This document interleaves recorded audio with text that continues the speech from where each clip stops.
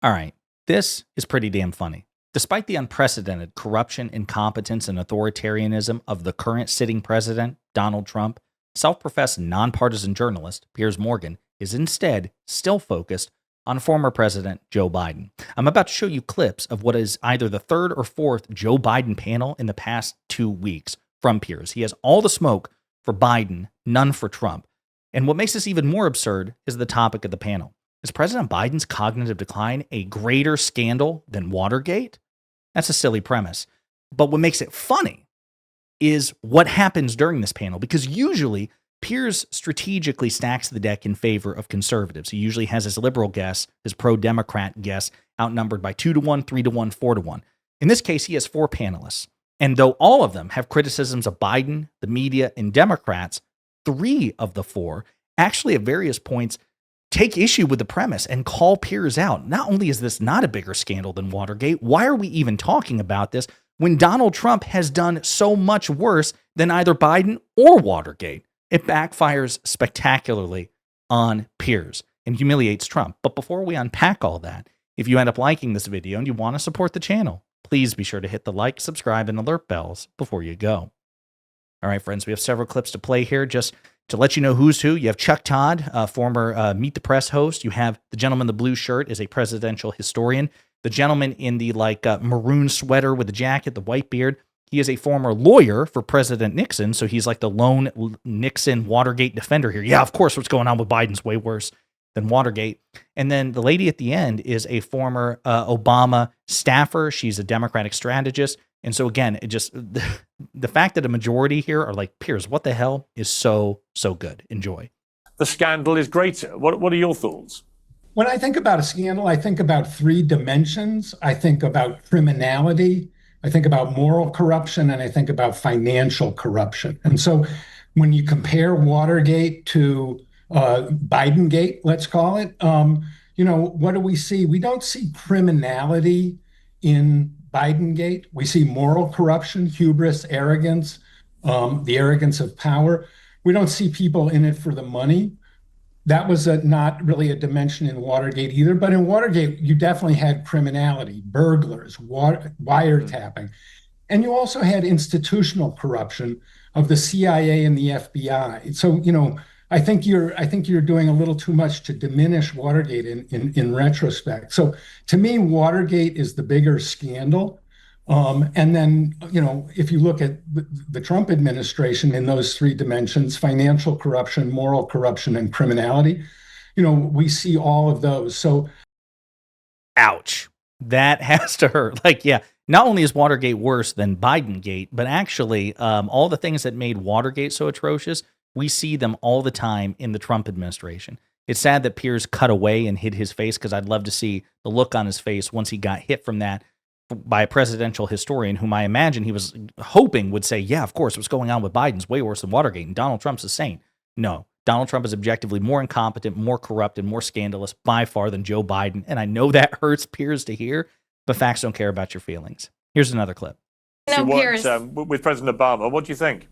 And I worked with a lot of the people who worked for Biden. And I remember it was right after 2022, Biden thought that was a victory for him and he was going to run again. And it was early 2023. I saw Ben LeBolt, who was the communications director, and I said, are we really going to play Weekend at Bernie's here? I don't want to. I want a candidate who can defend Democrats.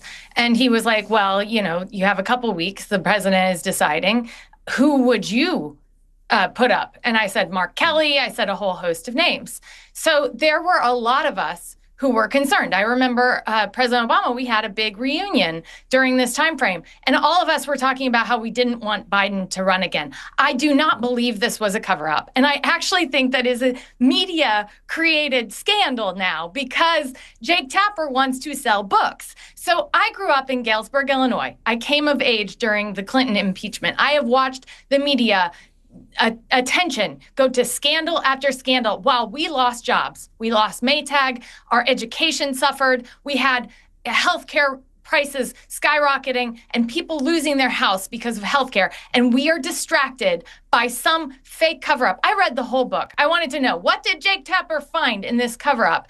And honestly, it was all out there the entire time. He should have covered it then. Lots of people should have covered it then. Sure. But here we've got a situation where we're still talking about it. I mean, in California, we've got a huge gubernatorial race for the person who's going to be in charge of the fourth largest economy in the world. And people are asking these gubernatorial candidates, what do they make of the Biden cover-up? I want to know what they're going to do for my son's education. And I am tired of us continue to play into this when everybody saw it. It was Weekend at Bernie's. We shouldn't have done it. And now we have Trump. But so there she's calling out Jay Tapper and by extension Piers Morgan for being fixated on this. And listen, I've said my piece on this. President Biden was clearly suffering from age-related cognitive decline. I said that during the campaign. I said it after the campaign. I said it after the presidential debate. I didn't believe he should have ran again. That was my position before he decided to run for re-election. I would have preferred him to be that transitional candidate.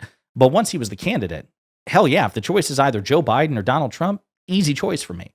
Kamala Harris or Donald Trump, easy choice for me. And I don't regret that at all. The other thing I'll point out is that Biden's age was probably the single most discussed topic of the 2024 election campaign, even prior to that disastrous debate he had with Trump. So this idea that it was a cover-up, it's just bullshit. It's just bullshit. If you want to say that people should have pressed more about it, that's fine. But don't pretend that this was a cover-up when it was the most discussed topic of the 2024 election.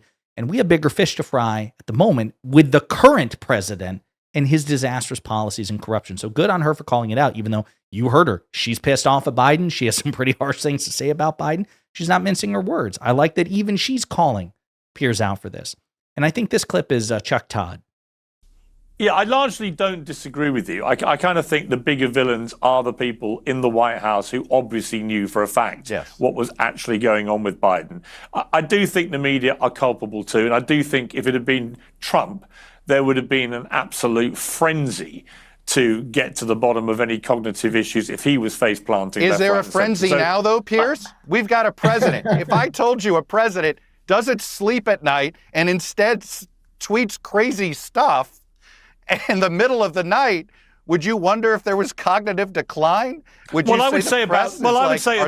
they correctly covering this guy's manic behavior? Because his behavior in office. I would say questionable. Hang on. Questions. Don't all talk at once. I would say to that, I've known Trump 20 years, and he's behaved in this kind of way for the entire time I've known him.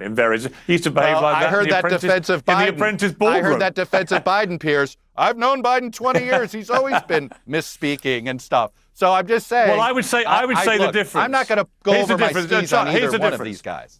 Here's the difference, Chuck, I would say, is that Trump makes himself always available. He's always doing 2-hour rally speeches. He's doing endless huddles with the press, endless interviews. Okay. He's making himself... But if the words are crazy, does that make it better? It doesn't. It doesn't. I love this. And Piers was totally ill-prepared for Chuck Todd to point out the obvious thing, which is Donald Trump is stupid. Donald Trump is old. Donald Trump is also in a state of age-related cognitive decline. It may not be as jarring as President Biden's, but if you go back and compare Trump in terms of his presentation in 2020, believe it or not, he was more energetic and had a wider vocabulary in 2020 than he does now in 2025. Go back to 2015, 2016, he had even more still. Go back to 2005, during the Apprentice era when he's being interviewed by Conan O'Brien and Larry King and others. And yes, you can tell that Donald Trump has lost a step. What makes, in my opinion, Trump substantially worse than Biden is not only has he lost a step, he didn't have that many steps to go with because he was a profoundly stupid, dishonest person to begin with, whereas President Biden was not. Biden was smarter, less corrupt, more honest than Donald Trump, more experienced. Still to this day, I think that, if you put Joe Biden and Donald Trump in a room together and gave them a proctored exam about the federal government and U.S. history, politics in general, Joe Biden would ace that test compared to Donald Trump. So Donald Trump has lost a step. He's really stupid and he's a malignant narcissist. He is a locus, a nexus of cognitive and mental issues. And so it puts Piers in an awkward position to kind of defend that, which is why he can't do it well. It's not like you're dealing with a Ron DeSantis or a J.D. Vance, people who are terrible people, but are also in their prime in terms of mental acuity and are very smart. And unlike Donald Trump, who is neither of those things. So I love that Chuck Todd flipped the script there. So here's another clip. That's the scandal, and that's the downfall of this, current leadership of the Democratic Party. So I see the scandal more as a party scandal, and it reflects very poorly on the press. But this is not a matter of power today, and that's very much to the point that you made. This is a distraction if we're talking about scandals and in the dimensions of criminality, moral corruption, and financial corruption. We compare Bidengate to what's going on with the president. Criminality, deportations without due process by unidentified law enforcement. There's but I could flip that. I could flip that like round. That in Bidengate. Yeah, but Jefferson, right? I could flip that round. If I was playing devil's advocate to that, I'd say, well, what is worse? Right, a few people slipping through the net on the deportations when the number of illegal immigrants coming over the southern borders plummeted by 96%, or Biden allowing apparently up to 10 million people to go over that border illegally in 4 years. What is worse for the American people would be my response to that. I mean, you can play these both ways, can't you? No, I mean, the absence of due process isn't some minor detail. That's a fundamental part I don't disagree. Yeah, democracy. And when you have a president saying, that he can flout that, that is scandalous. And so, that's the criminality. So if we're comparing scandals and then, the financial corruption that's going on, Chuck's point about the, this crypto scam that is being mounted by the White House, who knows how it's going to end, and maybe it won't end in disaster. But when we see these kinds of things going on, we need to keep. Let me ask you.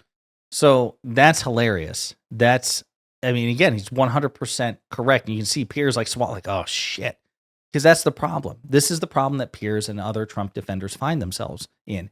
In terms of corruption, Donald Trump is worse. We're talking, Piers Morgan and so many, centrists and, nonpartisan independents have a lot of smoke for Hunter Biden.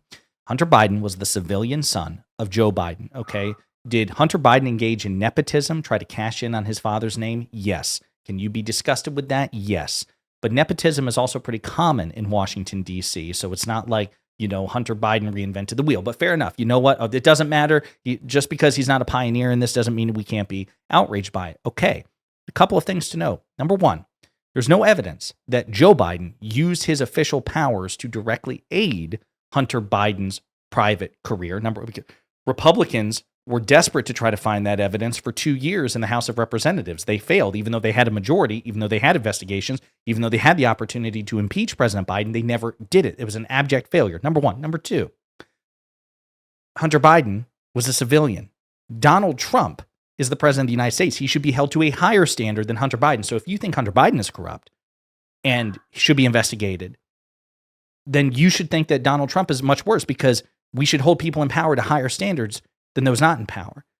And Donald Trump is in power. The World Liberty Financial crypto scheme, the Trump meme coin scheme, the Trump crypto dinners, the Qatar private jet, luxury jet that he's being gifted. We're talking about hundreds and hundreds and hundreds and hundreds of millions of dollars, billions of dollars if you look at the World Liberty Financial, $2 billion, that directly implicate not just Trump family members like Don Jr. and Eric, so they should be held at least to the same standard as Hunter Biden, but Donald Trump himself is personally financially benefiting from this. So it's objectively worse. And I'm sorry, by that metric, and again, Piers knows this. He knows.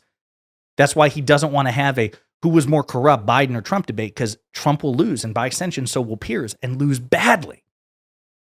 And so I love to see these people being confronted by listen, if you want to condemn corruption, that's fine, but you should hold everybody to the same standard. And if you do that, your guy loses every time.